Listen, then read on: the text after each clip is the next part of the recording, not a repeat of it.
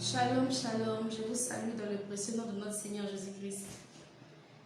Aujourd'hui, je voudrais partager une exhortation avec vous.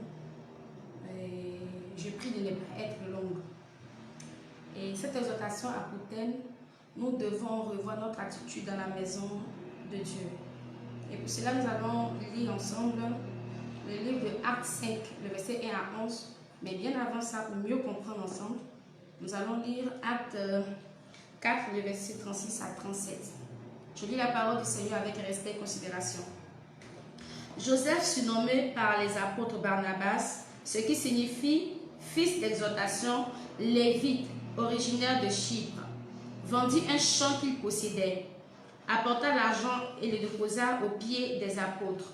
Maintenant, nous partons dans notre verset nous-mêmes, c'est-à-dire le chapitre 5, le verset 1 à 11. Mais un homme nommé Ananias, avec Saphira, sa femme, vendit une propriété, héritait une partie du prix, sa femme le sachant, puis il apporta le reste et le déposa aux pieds des apôtres. Pierre lui dit, Ananias, pourquoi Satan a-t-il rempli ton cœur au point que tu montes au Saint-Esprit et que tu aies retenu une partie du prix du champ? S'il n'eût pas été vendu, ne te restait-il pas? Et après qu'il a été vendu, le prix n'était-il pas à ta disposition?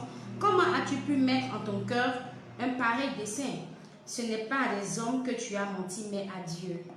Au verset 5, Ananias, entendant ces paroles, tomba et expira. Une grande crainte saisit tous les auditeurs.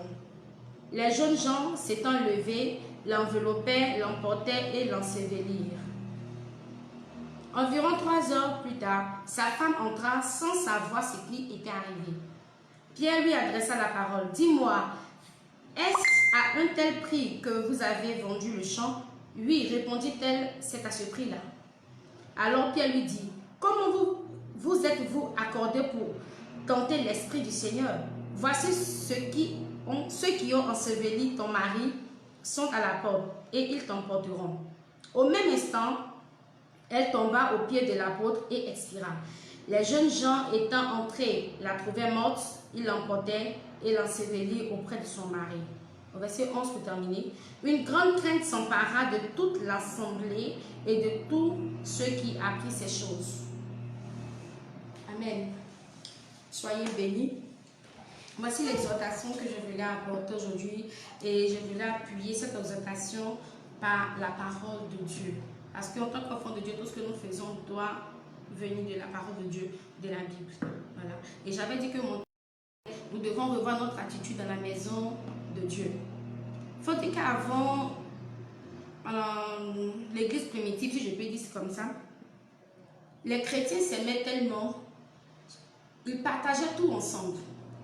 Les enfants de Dieu, les chrétiens d'avant, partageaient autant de Paul et Pierre, autant des apôtres, ils partageaient tout ensemble. Si quelqu'un, par exemple, avait une voiture, il ne va pas dire que c'est ma voiture, mais il va dire c'est pour nous. Il partageait tout. Donc,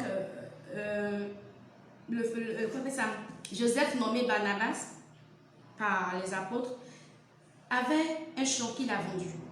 Et la Bible nous dit qu'il a vendu ce champ et il allait mettre ça au pied des apôtres. C'est comme si tout ce qu'en ce temps il pouvait avoir, c'était de mettre cela au service de Dieu, au service des hommes de Dieu.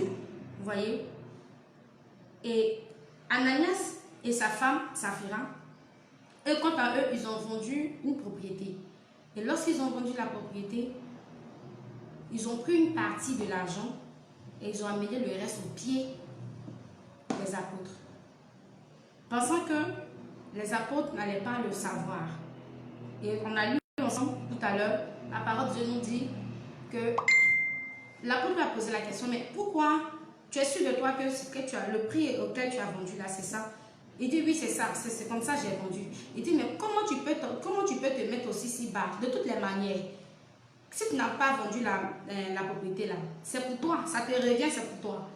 C'est toi qui as vendu, c'est ta propriété. Si on n'a pas acheté là, ça reste toujours ta propriété.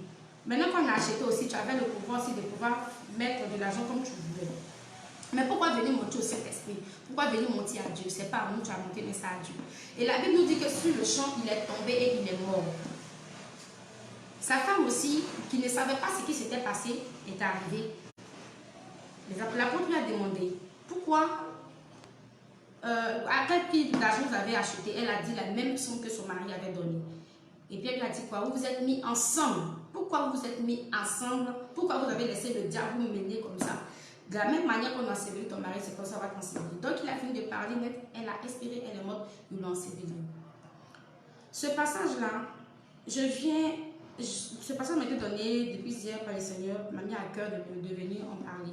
C'est vrai, beaucoup d'enfants de Dieu cherchent la face de Dieu, beaucoup cherchent la réussite, le bonheur, le travail, les opportunités, le voyage, un peu tout ça. Vous voyez? Mais nous-mêmes, notre attitude nous empêche de voir la gloire de Dieu. Et il y a plusieurs cas de figure ici. Je prends déjà le côté de le comportement, l'attitude de Saphira et Ananias. Vous voyez? Ils se sont dit que nous sommes auprès des apôtres. Et comme tout le monde le fait, on doit aussi le respecter, on doit aussi le faire. Mais ils ont été poussés par l'amour de l'argent. Ils ont cru qu'ils faisaient du mal aux apôtres, ils ont cru qu'ils volaient les apôtres. Mais ils avaient oublié que c'était le Saint-Esprit. Rien n'est caché devant Dieu.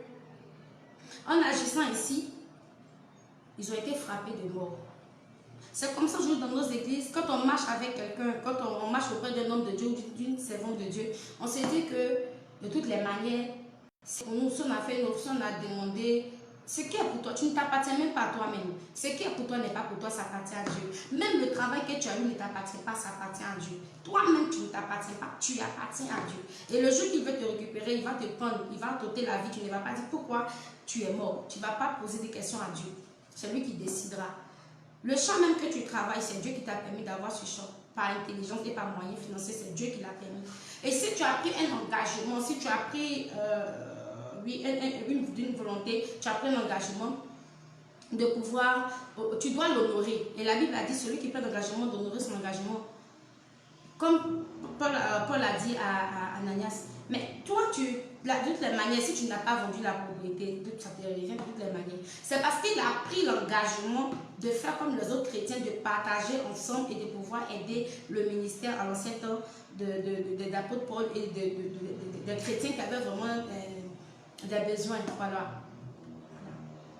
Mais tu as pris l'engagement et derrière eux, tu caches. Du moment où tu t'es consacré, du moment où tu as consacré ta maison, tu as consacré tes finances à Dieu, tu as consacré peut-être une partie de tes finances à Dieu, bon, tu dois respecter ce que tu as dit, tu ne dois pas enlever dans ce que tu as dit.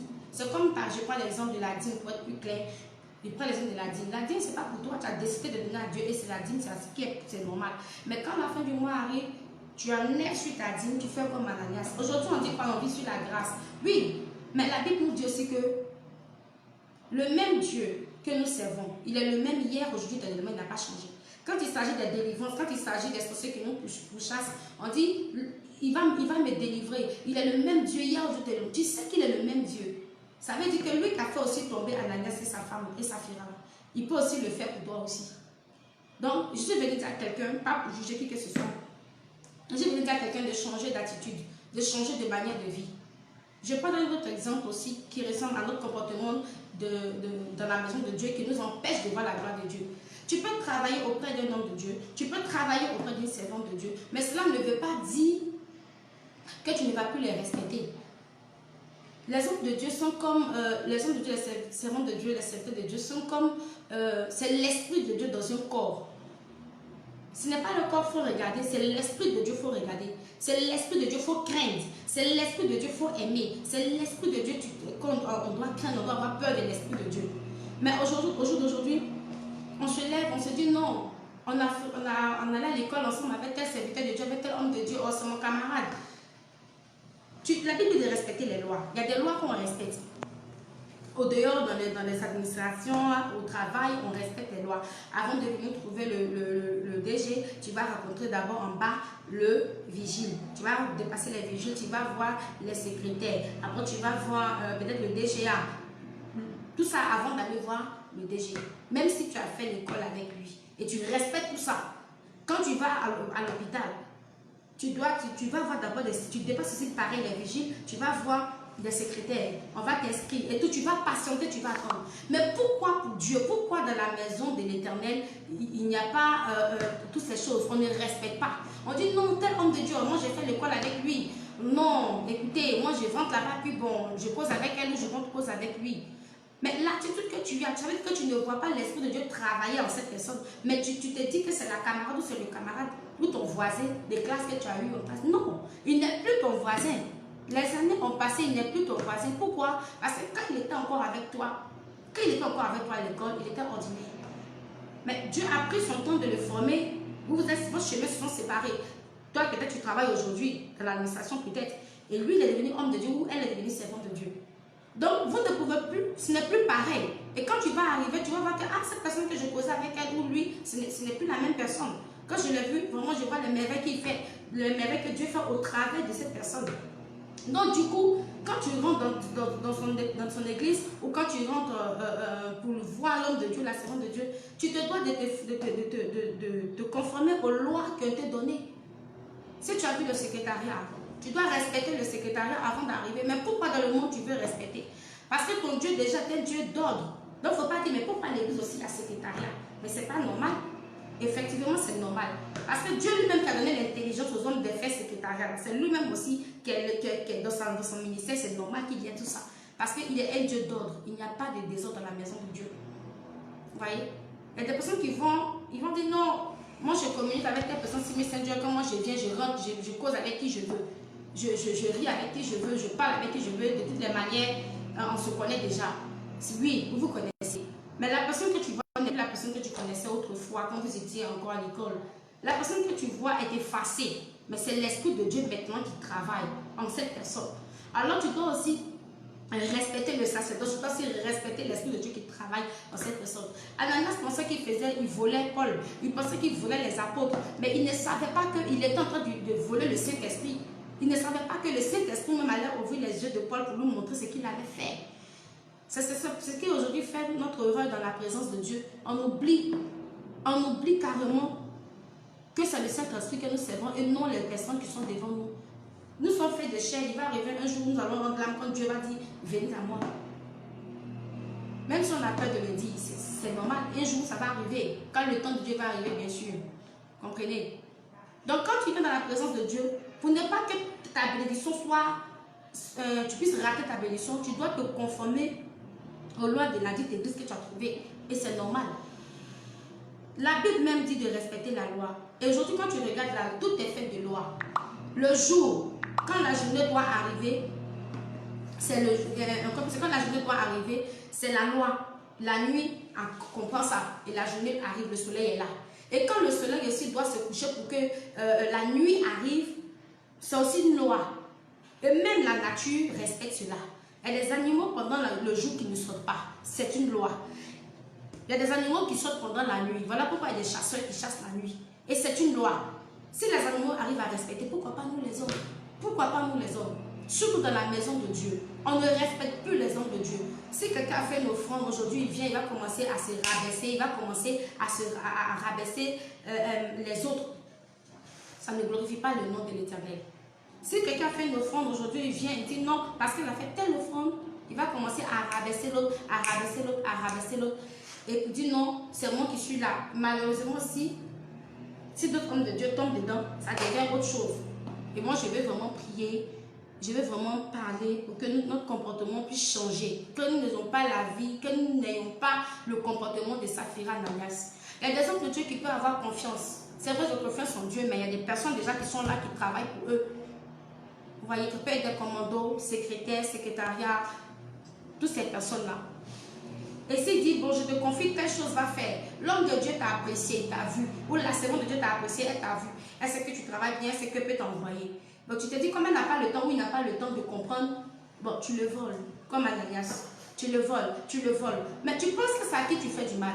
Ce qu'il n'a pas dit, c'est ce que tu vas dire que l'homme de Dieu a dit pour prendre de l'argent. Ce qu'elle n'a pas dit, c'est ce que tu vas dire pour dire que telle personne, telle servante de Dieu a dit. Oh, ce n'est pas le cas. Comprenez? Et ce n'est pas le cas.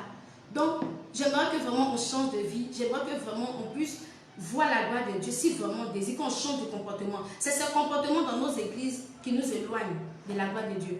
Et ces gens de personnes vont durer dans l'église. Il n'y a pas de voyage, il n'y a pas de bonheur, il n'y a pas de mariage, il n'y a pas de grâce. Tout est bloqué autour d'eux. Pourtant, on va les voir actifs dans l'église, en train de travailler. Mais en réalité, physiquement, en réalité, derrière l'homme de Dieu, ils salissent le nom de l'homme de Dieu. Derrière la servante de Dieu, ils salissent le nom de la servante de Dieu. Derrière l'homme de Dieu, ou de la servante de Dieu, ils volent l'homme de Dieu, ils volent la servante de Dieu. Ce que l'homme de Dieu n'a pas dit, c'est ce qu'on dit, l'a dit. C'est pour venir recevoir quelqu'un, la somme qui a été dit, ce n'est pas ce qui a été donné. Comme Ananias, je prends un exemple. Parce que ça a été du vol. Voyez. Et ce genre de choses-là bloquent la grâce. Les gens vont quitter le monde pour venir prendre leur grâce, ils sont bénis. Mais pourquoi telle personne vient d'arriver aujourd'hui et la personne est guérie, la personne est délivrée, la personne a eu le mariage, mais pourquoi moi ma vie est comme ça? Il ne faut pas blâmer Dieu pour ton comportement. Tu dois savoir que l'attitude que tu fais là, peut-être que l'homme de Dieu ne t'a pas encore vu. La servante de Dieu ne t'a pas encore vu. Ceux qui sont autour de toi ne t'ont pas encore vu. Mais le Saint-Esprit te voit tous les jours que tu fais. Alors si tu te reconnais, il faut dire j'ai changé. Il faut dire j'ai changé. Si tu te reconnais dans ça, il faut dire j'ai changé. Pour d'autres personnes, peut-être toi ce n'est pas ton cas, mais pour d'autres personnes, une fois qu'ils arrivent à marcher avec l'homme de Dieu, arrivent à marcher avec la servante de Dieu, je prends l'exemple. Peut-être ils vont au supermarché, la servante de Dieu achète, excusez-moi, achète les dessous, tu vois les dessous de la servante de Dieu, tu vois comment on appelle, c'est qu'elle achète, tu vois comment on appelle sa nourriture qu'elle mange, tu sais de voir, tu sais, comme toujours elle marche avec toi, elle cause avec toi, ou il cause avec toi, il marche avec toi, tu te dis que vous êtes arrivés, vous êtes même chose. Non, vous n'êtes pas même chose. Spirituellement, vous n'êtes pas même chose. Et tu vas commencer à monter sur la tête de l'homme de Dieu ou à monter sur la tête de la servante de Dieu. Tu vas aller dire ce qui n'est pas vrai ou ce qui est vrai. Tu vas tout rassembler pour mettre la vie de la servante de Dieu ou le serviteur de Dieu. Il y a d'autres hommes de Dieu qui permettent à ce que quelques personnes de l'espace arrivent chez eux à la maison. Mais il a sa vie. C'est un homme, c'est une femme. Et si tu vois qu'il y a un souci dans sa maison, c'est toi qui vas prendre parler dehors. Il n'est plus avec son mari, elle n'est plus avec son mari. Non, il n'est plus avec sa femme. Non, c'est comme ça. Non, c'est ceci. Non, il ferme ses enfants à la maison. Non, c'est ceci. Non, c'est comme ça. Non, elle est difficile avec ses enfants à la maison. Ce n'est pas parce que la servante ou le serviteur de Dieu t'a fait rentrer dans sa maison que tu vas prendre sa maison pour aller parler dehors et ajouter pour toi ce qui est vrai, ce qui n'est pas vrai. Et ce genre, quand on vient à l'église, on commence à danser, on chante, on loue Dieu, quand on voit l'homme de Dieu, on veut bringuer pour dire que c'est nous, on travaille. Mais je tiens à vous dire que ce genre de comportement, même si on fait onction, on déverse l'huile, donc 10 litres d'huile d'onction sur ta vie, tu ne peux pas avoir la gloire de Dieu avec ce comportement. Même si l'homme de Dieu, la servante de Dieu, t'a pas encore attrapé sur les feuilles, tu n'as pas encore vu. Dieu, lui, te voit. Et cela va bloquer les portes. La Bible nous dit que le Seigneur détient la clé des séjours des morts. C'est vrai, ce n'est pas seulement les clés des séjours des morts. Il détient aussi la clé de ta bénédiction, de ton mariage. C'est lui qui ouvre. Et la Bible dit, si Dieu ouvre là, qui peut fermer? Si Dieu a fermé, qui peut ouvrir? Mais toi-même là, tu t'en vas mettre cadenas sur ta porte encore. La porte de bénédiction que Dieu même a gagné la clé, il va ouvrir pour toi pour que tu rentres dans ta grâce là. Toi-même, par ton comportement, par ton attitude, le fait, par ton manque de respect pour l'homme ou la servante de Dieu ou l'esprit de Dieu qui est en eux, tu te vas prendre un gros cadenas encore pour bloquer si ta porte, la porte ne puisse ouvrir. Dieu seulement attend que tu changes et qu'il enlève ce cadenas pour que tu puisses rentrer dans ta grâce. C'est pour dire que c'est notre comportement qui nous éloigne de la face de Dieu. C'est notre attitude qui nous éloigne de l'amour de Dieu. C'est notre attitude. On pense qu'on trompe Dieu. On est dans l'église, on ne travaille pas, on ne sait pas. Pour venir placer les chaises, c'est un problème. Pour venir servir Dieu, c'est un problème. Tout ce qu'on attend, on attend l'heure de dire, reçois ton mariage pour dire je reçois. Reçois ton enfantement pour dire je reçois. Ce n'est pas ça seulement. Mais toi, tu fais quoi pour Dieu? Toi-même étant à la maison, tu as tes enfants, je prends l'exemple, tu as des enfants. Et tu veux que ton enfant veut que tu le chérisses, ton enfant veut que tu lui achètes une voiture, un vélo, une voiture. Mais ton enfant dort jusqu'à se réveille à midi. Il ne fait rien du tout pour toi. C'est toi-même qui quitte au travail, tu viens, tu vas laver tes assiettes. C'est toi-même qui quitte au travail, tu viens, c'est toi qui vas mettre la nourriture au feu. Dis-moi si ton enfant te demandait quelque chose, un tel enfant te demande quelque chose, même si tu l'aimes, comment, tu vas lui dire, je ne suis pas d'accord, je ne suis pas content de toi pour que je te donne. Tu vas lui dire ça.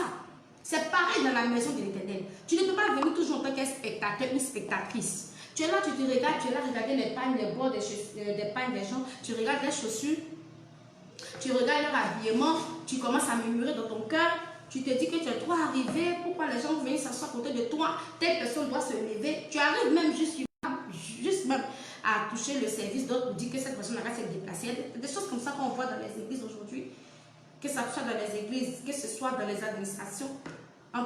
Étant chrétien, des personnes qui travaillent même dans les administrations, qui se comportent de la sorte. Et d'autres me se demandent, est-ce que vraiment ils sont chrétiens? Est-ce que ceux-là sont vraiment chrétiens? Et pour finir, c'est notre comportement qui éloigne des personnes, ce genre de personnes, loin de la face de Dieu. C'est notre attitude qui fait que Dieu ne peut pas nous bénir. C'est notre comportement qui fait qu'on ne peut pas voir la gloire de Dieu. Et si tu veux vraiment voir la gloire de Dieu, on doit changer. Quand tu prends un engagement, comme Ananias a pris un engagement avec sa femme, tu dois respecter cela. Tu dois respecter cela. Parce que l'engagement que Ananias avait pris avec sa femme, c'était pareil comme pour les autres en ancien temps d'aider, de partager tout ensemble. Il a pris ses propres biens, lui-même ses propres biens, il a volé ses propres biens, il a divisé, il a pris, il a gardé une partie et il a donné le reste. Dieu, ce que tu as consacré à Dieu, ce n'est plus pour toi. Ce que tu as dit que tu vas faire, il faut honorer. Ce que tu as dit que tu sais pour Dieu, ça appartient à Dieu. Il ne faut pas dire non, allez à faire là, moi je ne veux pas. Il ne faut pas dire ça. Parce que ça va te rattraper devant. On ne blague pas Dieu. Tu peux blaguer l'homme, mais tu ne peux pas blaguer le Saint-Esprit. Tu ne peux pas blaguer Dieu. Alors, quand tu as pris l'engagement, personne ne t'a forcé. Personne ne t'a dit forcer, il faut faire. Tu as vu, ça t'a plu, tu dis Dieu est dedans et je vais faire. Et si tu as pris, pourquoi tu ne veux pas le faire? Si tu ne respectes pas, Dieu lui-même se chargera de toi. Alors il faut changer. Et c'est ce qui fait que nous ratons la grâce de l'Éternel. C'est ce qui fait que nous ne pouvons pas voir la gloire de Dieu. Et je vais dire à quelqu'un qui m'entend aujourd'hui, je ne suis pas venue pour juger quelqu'un, moi-même je suis aussi dedans. Je ne suis pas venue juger quelqu'un. C'est ce que le Seigneur m'a mis à cœur. Je t'ai dit que je ne prépare pas mes messages. Je suis là comme ça que je me dis, voilà ce que tu vas faire, voilà ce que tu vas faire. Voyez. Alors, c'est l'exemple que je donne là. Si tu te retrouves dedans, il faut changer. Il faut changer. Parce qu'il ne suffit pas seulement d'avoir le mariage, le bonheur. Après le mariage, tu as cherché l'enfant. Après l'enfant, tu as cherché l'argent. Après l'argent, tu as cherché autre chose. Il y a toujours quelque chose qui vient. Le plus important, c'est de garder son salut. De sauver ton salut. D'avoir le salut. Tu comprends? Je veux dire à quelqu'un ici aussi, il ne faudrait pas. Jésus revient bientôt. C'est pas ce que tu vois aujourd'hui, il a eu le bonheur, c'est bon. Il a dit, il a formé des projets de bonheur pour le nom de malheur. Alors tu dois savoir que tu le veuilles ou pas, tu es venu sur la terre, là, tu dois être béni. Et ça, tu dois le savoir. Mais le plus important, est-ce que tu seras sauvé? Il faut poser la question à quelqu'un, est-ce que tu es sûr que toi, tu seras sauvé? C'est ça.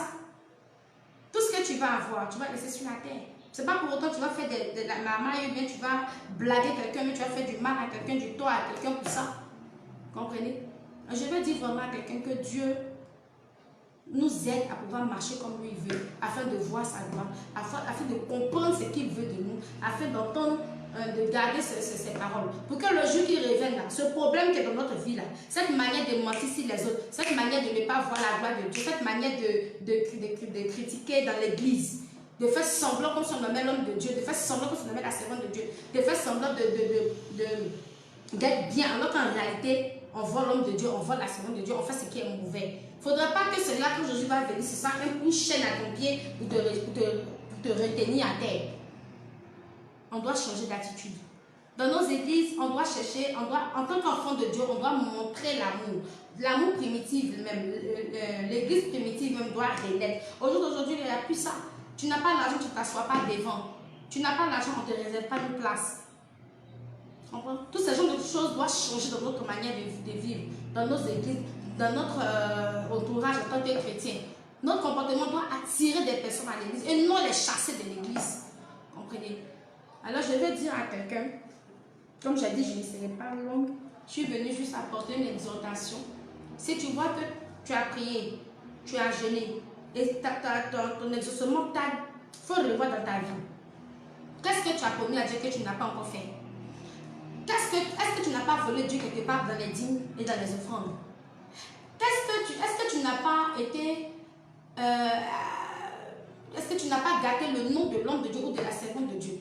Est-ce que tu n'as pas fait semblant d'être bien devant la personne et puis derrière la personne, tu allais gâter son nom? Ça veut dire hypocrite en un mot. C'est ce genre de comportement, c'est ce genre d'attitude-là qui nous éloigne de la face de Dieu. C'est ce genre d'attitude-là qui fait qu'on ne voit pas. Quelqu'un vient d'arriver à peine de l'église, la personne est bénie. Il se marie, il a enfant, il travaille. On n'est plus patient dans l'administration là-bas, dans le monde là-bas, mais dans l'église, on n'est pas patient.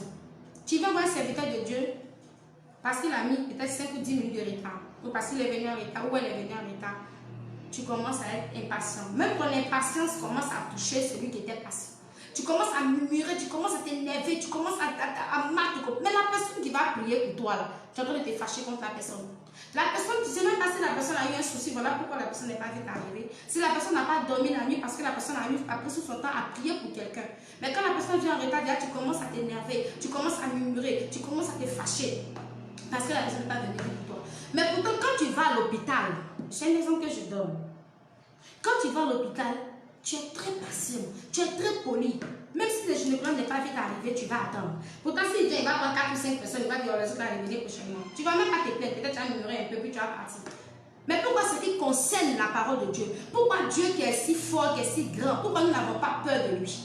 Pourquoi celui-même qui peut détruire notre âme, on n'a pas peur de lui?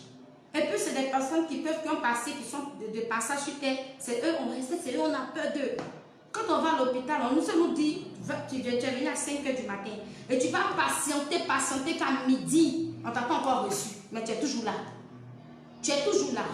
Mais dans la présence de Dieu, quand tu viens, tu veux te faire remarquer en même temps, tu commences à insulter le secrétariat. On te dit non, il faut passer par le secrétariat d'abord. Tu dis non, c'est quelle église où il y a protocole, c'est quelle église où il y a le secrétariat. Tu oublies que c'est Dieu qui donne l'intelligence et la sagesse. Tu oublies que c'est Dieu qui donne le vouloir et le faire. Et si aussi Dieu est un Dieu d'ordre, alors on doit voir cet ordre-là dans son église, dans sa maison. Pense qu'au ciel là-bas, Dieu est désordonné. Pense qu'au ciel là-bas, il n'y a pas d'ordre. Il y a d'autres anges qui ne se tiennent pas devant Dieu. Il y a d'autres anges qui sont en la porte. Quand tu lis le livre d'Apocalypse, tu vas comprendre qu'on va te dire que l'ange Gabriel, même pas dans l'Apocalypse, tu vas comprendre que l'ange Gabriel, lorsqu'il est venu parler à Zacharie et il est venu parler à Marie, il dit, c'est moi qui me tiens devant l'Éternel. Lorsqu'il a parlé à Zacharie, lorsqu'il lui a expliqué que sa femme Isabelle devait accoucher. Vous comprenez? Il dit, c'est moi, l'ange Gabriel, qui me tient devant le trône de Dieu. Il y a des gens qui se mettent devant, c'est parce qu'ils sont ordonnés là-bas. Donc tu ne dois pas, être surpris de voir des enfants de Dieu où on dit il y a secrétariat, où on dit il y a un protocole, parce qu'il y a de l'ordre aussi. Voyez? Alors je veux dire à quelqu'un, c'est pas parce qu'on sert Dieu, pas parce qu'on cherche Dieu, ou bien on allait à l'école ensemble, ou bien on a communiqué peut-être sur Messenger, je ne sais pas, ou bien où un homme de Dieu a parlé avec quelqu'un sur Messenger, quand tu vas dire non, on se connaît il y a longtemps, on allait à l'école ensemble. Tu es en train de rater ta bénédiction, je te dis la vérité. Tu es en train de passer à côté. Et quand tu quittes ta maison, que tu viens voir une personne dans son bureau, ou une serviteur de Dieu dans son bureau, c'est parce que tu cherches, tu as un problème et tu es venu pour changer de vie, tu es venu pour que ta situation change.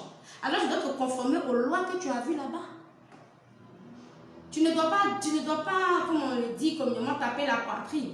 Mais lui qui va te bénir, lui par qui Dieu va passer là, tu es en train de l'offenser. L'Esprit de Dieu même qui est en lui là n'est pas d'accord avec toi. Bon, c'est quelle prière tu veux. Et tu vas dire la prière, tu n'as pas vu. Mais la prière, tu n'as pas vu.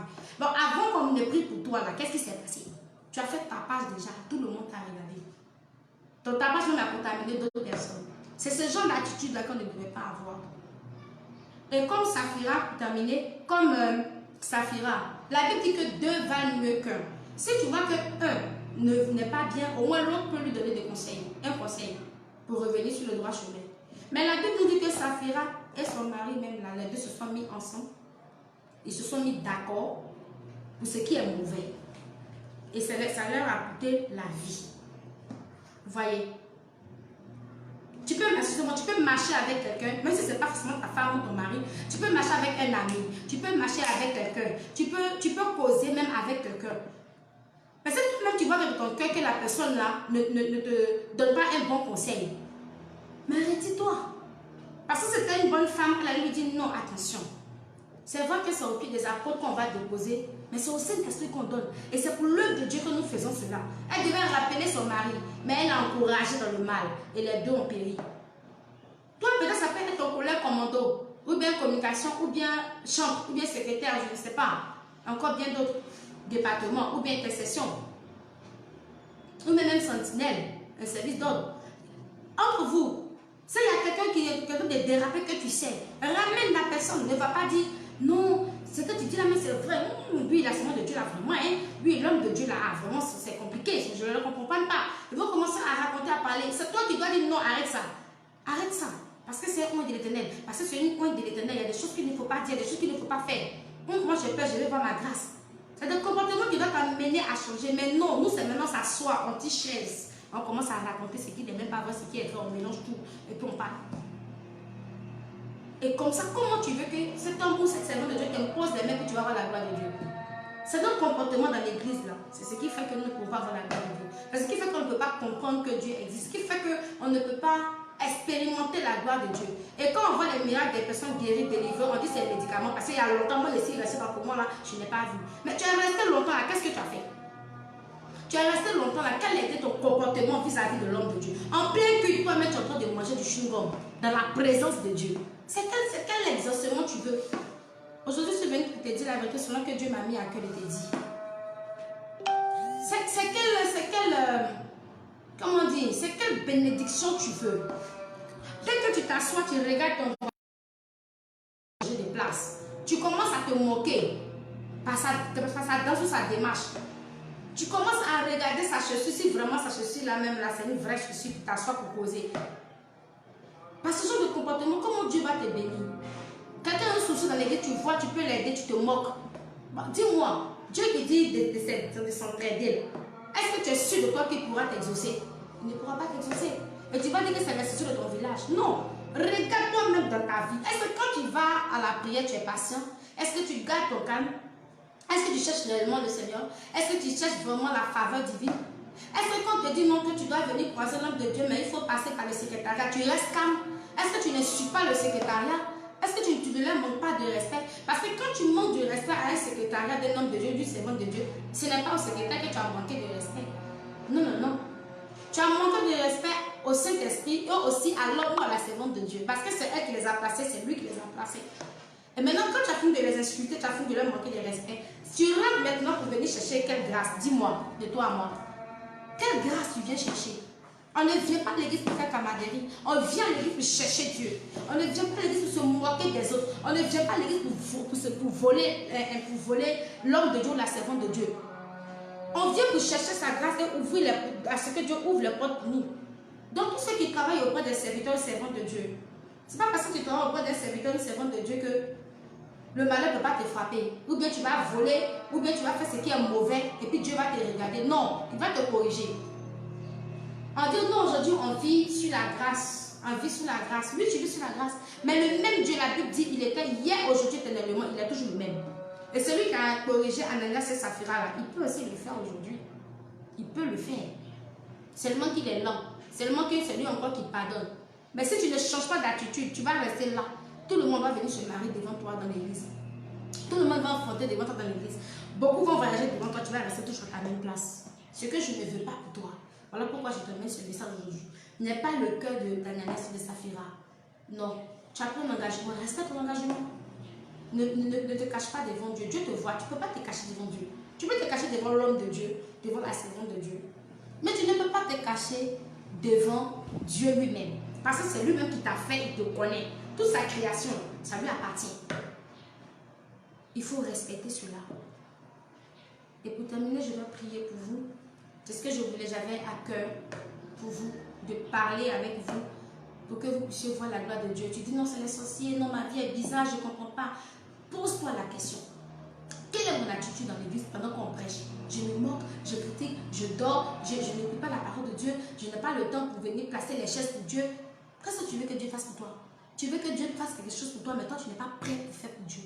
Tu n'es pas prêt pour aider aussi le ministère de Dieu. Tu n'es pas prêt pour balayer. Tu n'es pas prêt pour faire tes offrandes pour contribuer à l'avancement de l'œuvre de Dieu. Tu n'es pas prêt pour pouvoir aussi essuyer les chaises, pour placer aussi les chaises. Tu n'es pas prêt pour tout ça.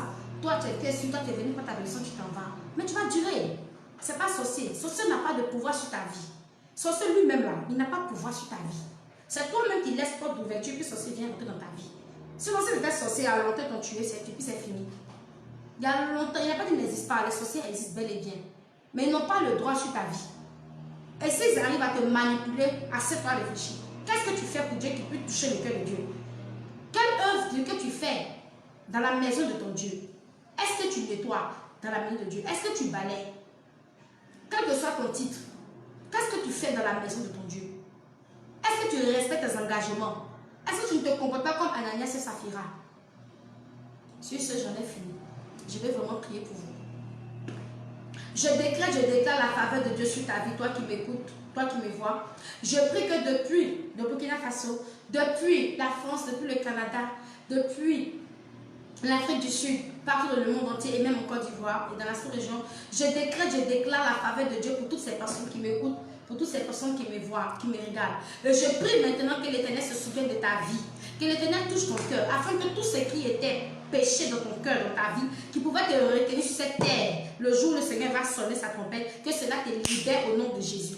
Toute personne qui avait écrit dans un agenda satanique là-bas, qui avait écrit ton nom à l'échec, je déchire cet agenda au nom de Jésus.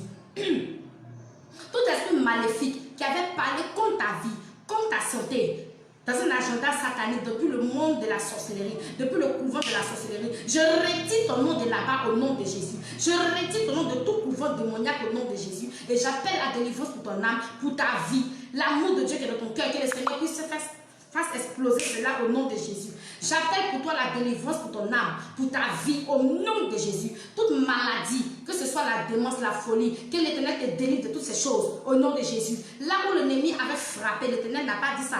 Ce que l'ennemi a dit sur ta vie, ce n'est pas ce que Dieu a dit sur ta vie. Je viens pour te dire que tu es une personne victorieuse, tu es une personne qui va voir la gloire de l'Éternel, tu es une personne qui va expérimenter la gloire de Dieu. Seulement si, et seulement si, tu t'attaches à Dieu et que tu as confiance en l'Éternel. Shalom à vous. Soyez bénis.